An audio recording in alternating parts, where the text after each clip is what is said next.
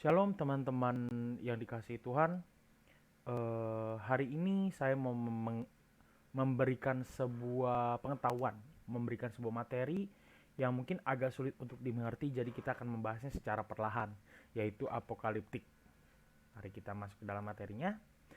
Dalam pembahasan hari ini, kita akan menjelaskannya, saya akan menjelaskannya menjadi 5 poin, yaitu pengertian apokaliptiknya, pandangan teolognya terhadap apokaliptik, bentuk-bentuk dan karakteristik apokaliptik, penafsiran simbol-simbolnya, dan kesimpulan. Nah, pengertian apokalipsis. Kata apokaliptik itu sebenarnya berasal dari bahasa Yunani yang artinya itu menyikap atau membukakan dan merujuk pada sesuatu yang sebelumnya tersembunyi dan sekarang telah disingkapkan. Apokaliptik adalah genre yang pernyataan sastra dengan kerangka narasi di mana wahyu diperantarai oleh makhluk dunia lain kepada penerima manusia, mengungkapkan realitas transenden dalam menggambarkan eskatologis keselamatan, melibatkan dunia lain dan kekuatan supranatural. Sastra apokalipsis, seperti yang kita lihat, sastra apokalipsis merupakan suatu sarana yang memesona, dan sangat banyak digunakan bagi pemaparan kebenaran teologis. Sastra apokalipsis ada dalam kedua perjanjian, yaitu yang udah pasti perjanjian lama dan perjanjian baru. Kitab apokaliptik menunjuk kepada suatu jenis tulisan sastra Yahudi dan Kristen. Bagi bangsa Yahudi, sastra ini merupakan hasil dari pengharapan yang tidak dapat dihancurkan. Nah, kita masuk ke poin kedua, yaitu pandangan teolog.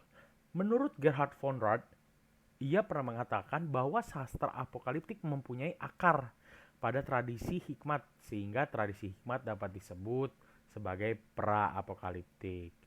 Menurutnya, apokaliptik tidak berakar di dalam kenabian, melainkan berakar pada tradisi hikmatnya.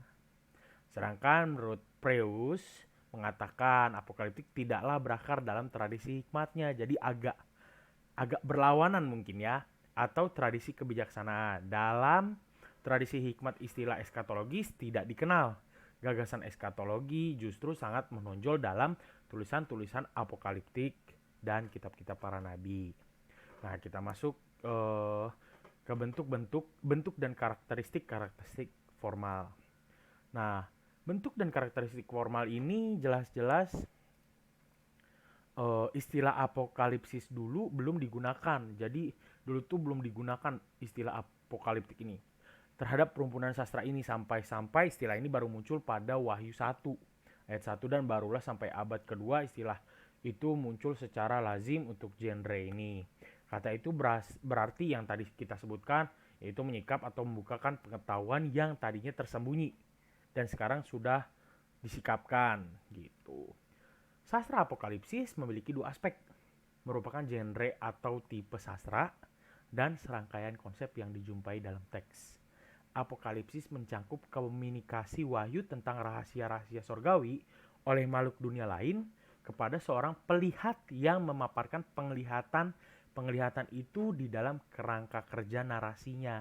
Penglihatan itu menuntun para pembaca ke dalam suatu realitas transenden yang harus didahulukan atas situasi-situasi yang sedang berlangsung dan mendorong para pembaca untuk bertahan di tengah penderitaan mereka.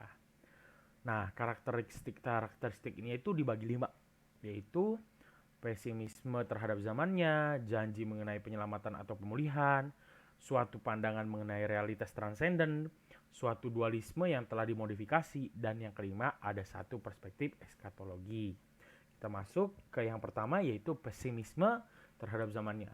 Mungkin menjadi karakteristik yang dominan di masa yang terjadi di dalam kehidupan Israel, mendorong bangkitnya gerakan, yakni perkembangan dari apokaliptisme itu berkembang di dalam suatu waktu krisis besar dan bahaya bagi bangsa itu. Yakni di sini timbulnya perbedaan dasar antara sastra nubuat dan apokalipsis atau pernyataan ilahi. Sastra nubuat atau para nabi berpendapat bahwa jika Israel kembali kepada Allah, maka syaratnya akan terpenuhi dan nubuat bencana itu akan terhindar. Sedangkan sastra apokalipsis dengan tegas menolak pandangan yang keliru mengenai perkembangan masyarakat dan menempatkan pengandalan mereka bukan pada manusia, namun kepada Allah.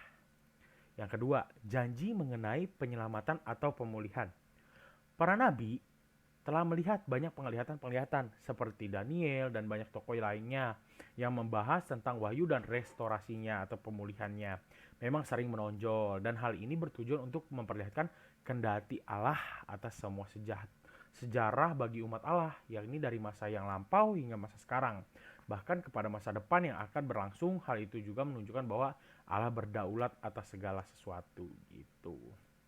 Suatu pandangan mengenai realitas transenden. Ini yang ketiga ya. Berpusat pada kehadiran dan kendati Allah ada dua elemen. Ada dua elemen transenden, yaitu yang pertama, perantara pewahyuan oleh makhluk surgawi atau suatu komunikasi transenden dengan poros waktu. Yakni ketransendenan ilahi ini berhubungan dengan eskatologi. Di masa depan dari tulisan-tulisan apokalipsis tersebut, yakni penekanannya bukanlah sebuah ketiadaan harapan di masa kini, namun pada sebuah harapan di masa depan. Seperti itu. Yang keempat, suatu dualisme yang telah dimodifikasi. Pertentangan antara zaman ini dengan zaman yang akan datang, yakni yang pertama, pertentangan antara Allah dan iblis, dan antara baik dan fasik, dan di zaman berikutnya dimulai dengan kemenangan lengkap oleh Allah serta adanya tatanan yang baru, yakni pemuliaan orang-orang yang baik dan tetap setia kepada Allah. Tuh.